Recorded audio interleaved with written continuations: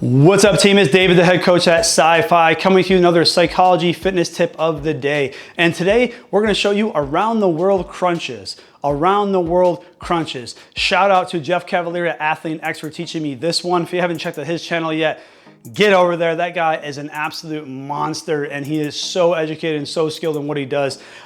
This is one of the ones that I pulled from his ab exercise. I think it's a great one. So let's just get on the ground and show you how to do this. It's going to be activating all parts of your core. We're looking at the first set of abs up here, the second set, the third set, even the lower core, as well as your obliques. Now, we're going to come on our backs for this one. We're gonna put you can put your legs straight on the ground. Your back's gonna be flat. You're gonna put your hands behind your head. Now on this one, remember, make sure anytime your hands go on your head for a core exercise, do not pull on your neck. This is not a neck exercise. Your cervical spine is very delicate. We wanna make sure you're not stressing those muscles out.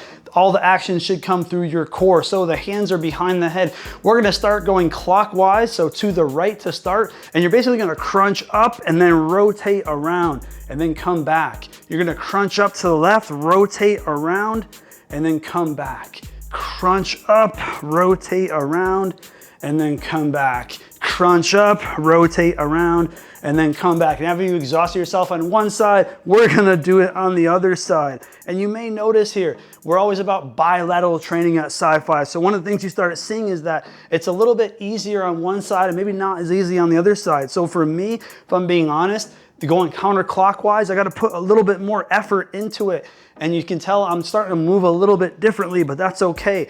That's why we're doing things on both sides. So as you do these, start off with maybe 10 to 20 on each side, or maybe you can do them for time, 30 seconds on each side, and then flip around. You don't want to be burning out your core. For me, I feel these are a lot in the first two sets of abs more than anything else, but this is an amazing core exercise.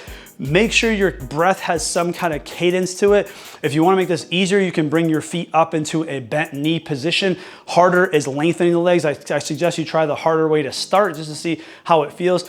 Try to keep your lower back nice and flat on your mat, swirling your way around in a circle, keeping that torso up off the ground. Trying to at least get your shoulders to maybe even shoulder blades off the ground if you can, to go through this around the world crunches.